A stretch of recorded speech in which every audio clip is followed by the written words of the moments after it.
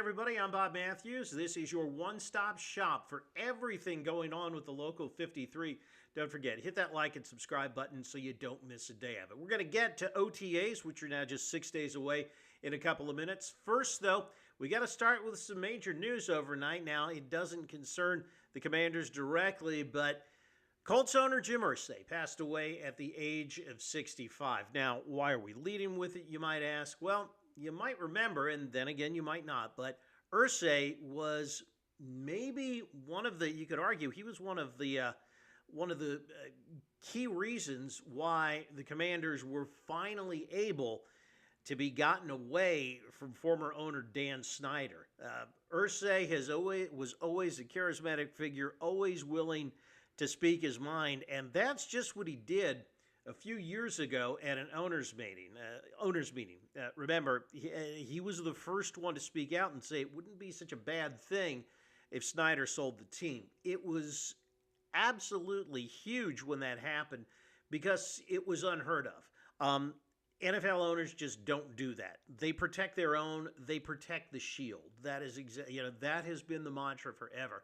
But Irsay has always been known as a guy who marched to the beat of his own drum, and that's what he was doing at that owners meeting a few years ago when we were full on in the middle of this whole Dan Snyder controversy with fines, with sexual harassment allegations, with everything.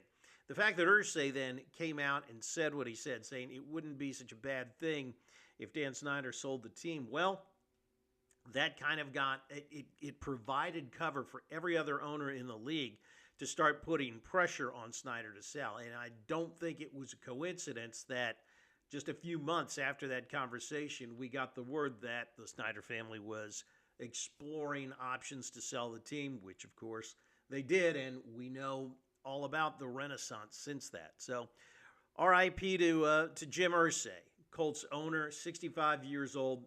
He battled personal demons for a long time. It was well documented. He was very open about his battles with alcohol, and he was a champion of mental health initiatives throughout the NFL.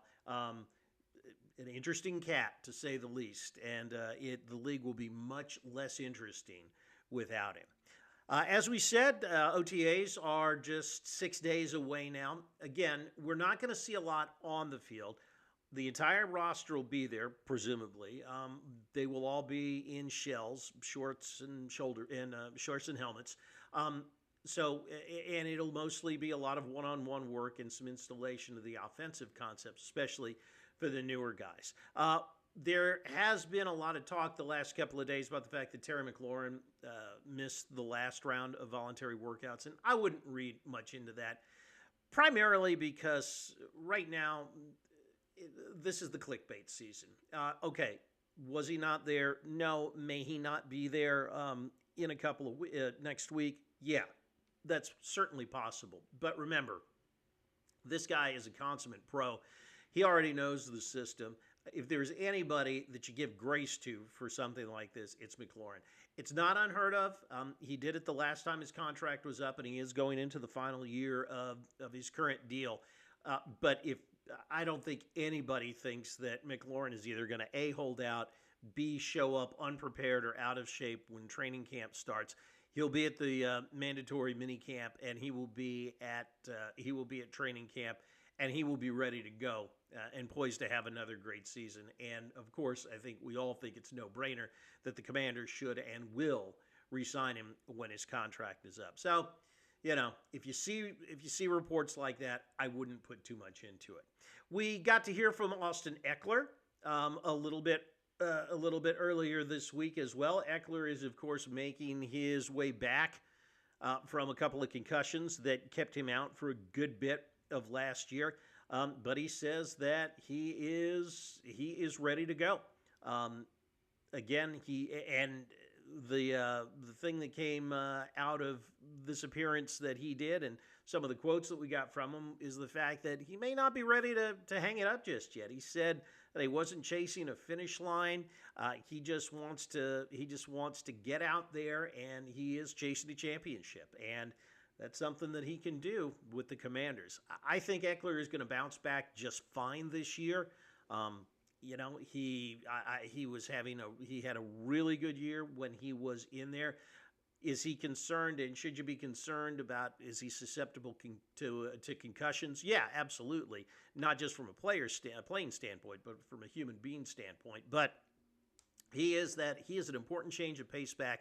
And how many times did we see him take nothing and turn it into something? His yards after catch last year were just absolutely incredible. So if he says he is ready to go, I think that is a very good thing for the Commanders. And, I would not be surprised if this is not his last season in Washington, even though his deal is coming up. Sounds like he thinks he's got a lot more left in the tank. We will see what we will see with that coming up pretty soon. Reminder, don't forget, let us know what you like, what you don't like. Don't forget to leave a comment in the comment sections, not just on this edition of the show, but any of the past ones. We would love to read some of them on the air and start a dialogue with you. So go ahead, leave us a comment, as well as like and subscribe on this so that we can keep the conversation going throughout the offseason. Again, more tomorrow as we get ready for OTAs, which will commence next week. Have you a good one. Remember, like the wise man once said, if you're on your bike tonight, as always, do wear white.